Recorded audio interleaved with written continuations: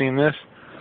The CIA actually tweeted about the X-Files. Take a peek into our X-Files. 5 documents for Mulder, 5 documents for Scully, and that adds up to 10, and that's just in promotion of X-Files Season 10. But it's neat, you know, it's interesting. The truth is out there. Hashtag.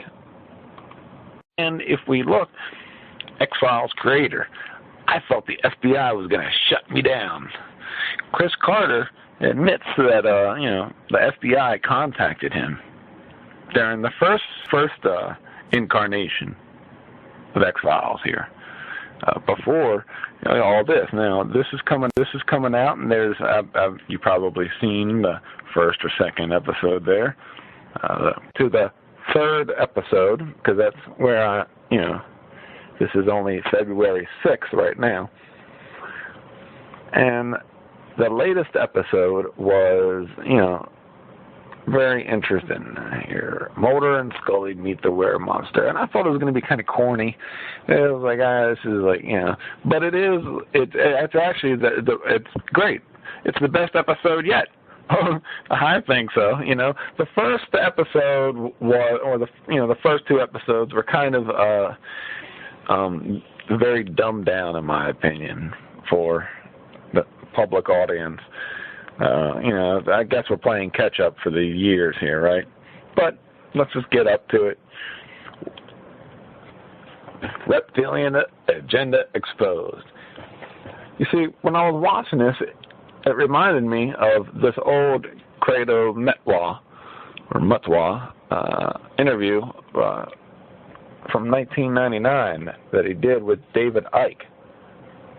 And in it, he says that, we're not allowed to show them in their true form. But he also says that this is exactly what they look like. So it was kind of confusing. But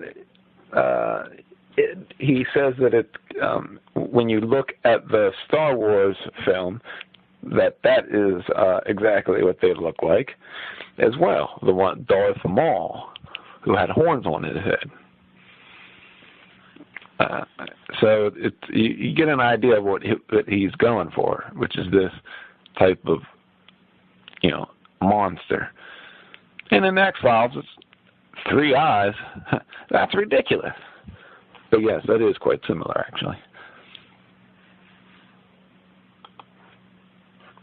Again, Credo Mutwa goes into detail during this long interview and says, you can only kill the Chitauri by the use of the sharp stick made out of tick wood.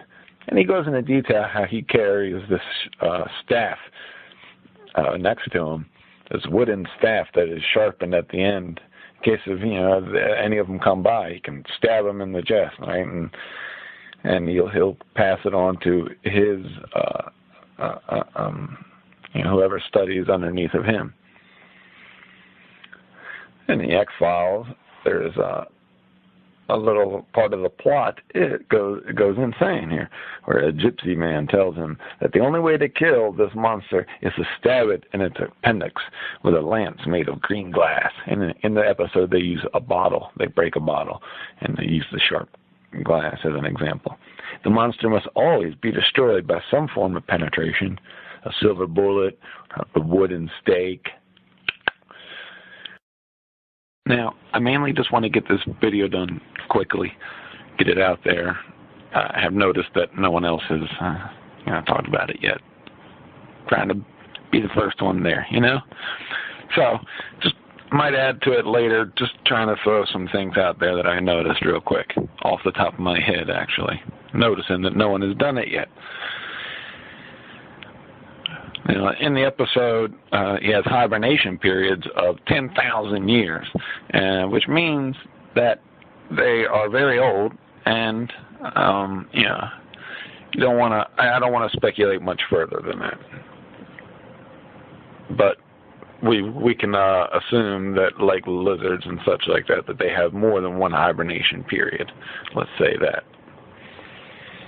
In the episode, he starts out as a reptile, a reptilian, or whatever that is.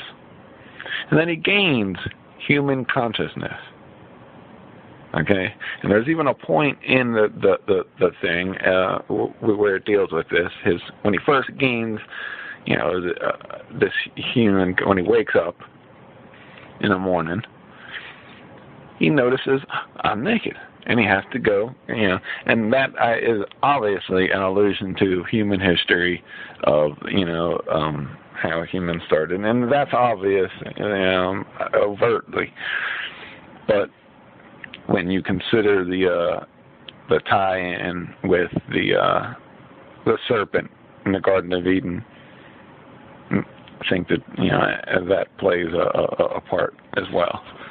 Again, I might add some stuff later, but for now, I just wanted to get that out there. All right.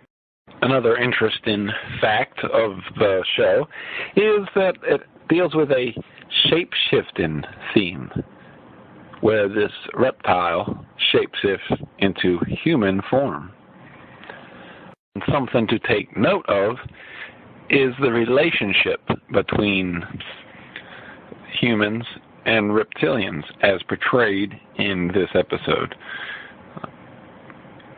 In the beginning and through most of the episode, it's thought of as the reptilians being a fearsome and scary beast, whereas by the end of the episode, it's turned out that they are actually gentle creatures, kind of playful as he's there playing with his dog in the hotel room, and ends up being a friend of Mulder. Not enemies, not a threat, insectivores, but nobody likes insects. Not even insectivores. Till next time.